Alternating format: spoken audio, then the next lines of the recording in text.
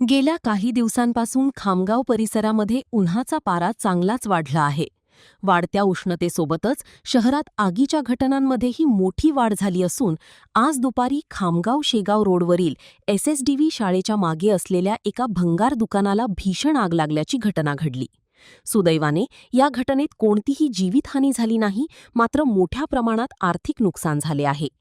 उन्हाची तीव्रता अधिक असताना आज अचानक शेगाव रोडवर आगीच्या ज्वाला दिसू लागल्या.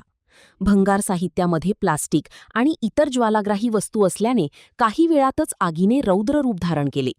आगीचे लोट इतके भीषण होते की त्याचे काळे ढग संपूर्ण शहरातून दिसून येत होते. यामुळे परिसरातील नागरिकांमध्ये भीतीचे वातावरण पसरले होते. घटनेची माहिती मिळताच खामगाव नगरपालिकेच्या अग्निशमन दलाने तातडीने घटनास्थळी धाव घेतली. आगीची भीषणता पाहता एकामागोमाग एक अशा एकूण 4 गाड्यांना पाचारण करण्यात आले. अग्निशमन दलाच्या जवानांनी अथक परिश्रम घेऊन आगीवर नियंत्रण मिळवले, ज्यामुळे ही आग शेजारील वस्ती किंवा इतर दुकानांपर्यंत पसरण्यापासून रोखण्यात यश आले. या भीषण आगीत दुकानातील भंगार साहित्य जळून खाक झाले असले तरी सुदैवाने वेळीच सावधगिरी बाळगल्याने कोणतीही जीवितहानी झाली नाही. ही आग शॉर्ट सर्किटमुळे लागली की उन्हाच्या तीव्रतेमुळे याचे अधिकृत कारण अद्याप स्पष्ट होऊ शकले नाही. वाढत्या उन्हामुळे आणि कोरड्या हवामानामुळे शहरात आगीच्या घटनांचे प्रमाण वाढले आहे.